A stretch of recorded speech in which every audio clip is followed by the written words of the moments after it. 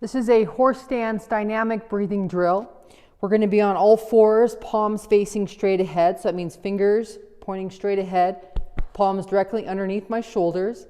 I'm going to bring my front arm out at a 45-degree angle. So it's not going to be directly in front of me, just a 45-degree angle, thumb up.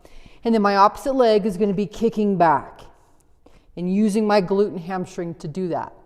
Avoid hyperextending the back to do that. As I exhale, I'm going to exhale on the curl. So as I bring my opposite knee and elbow in towards the middle, I'm going to exhale, and then I'm going to inhale as I extend out with my opposite hand and arm, or opposite leg and arm. So it looks like this. Breathe in to start, and then exhale.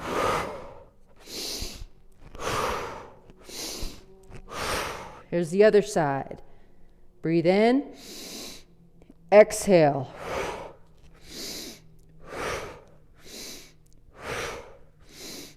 I'm using my core and my abs to pull my elbow and my knee to the center, and then I'm inhaling, expanding my torso and lengthening my spine and extending my arm out at 45 and my rear leg straight back.